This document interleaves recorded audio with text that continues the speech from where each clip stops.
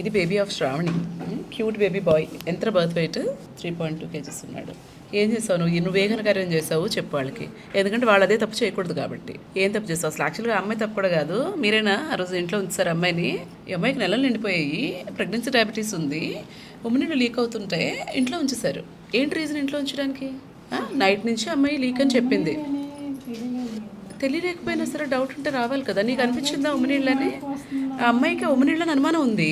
వాళ్ళ మదర్ ఏమో నెల నిండిన తర్వాత అలాగే యూరిన్ మాటికి వస్తూ ఉంటుంది అని చెప్పి నైట్ నుంచి ఇంట్లో ఉంచేశారు. ఎన్ని గంటల నుంచి? నైట్ 10 నుంచి స్టార్ట్ అయింది నీకు లీక్.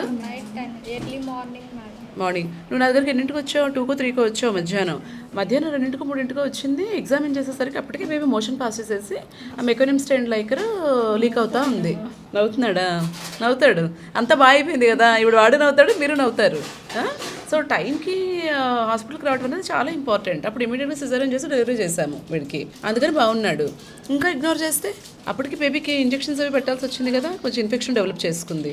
సో ఏమైనా అనుమానం ఉంటే మీరు డాక్టర్ని కన్సల్ట్ చేయండి వచ్చి. అంతేగాని మీకు ఒక గట్ ఫీలింగ్ ఉంటుంది కదా, మనకు ఒక ఇన్స్టింక్ట్ ఉంటుంది ఇదేదో ప్రాబ్లం అయి ఉండొచ్చు అని. అలాంటివి అనిపించినప్పుడు trust your body and trust your instinct. ఇంట్లో వాళ్ళు చెప్పారు కదా అని ఇంట్లో ఉండిపోకండి, అవునా కదా? అనుమానం వచ్చినప్పుడు వచ్చేసేయాలి హాస్పిటల్కి.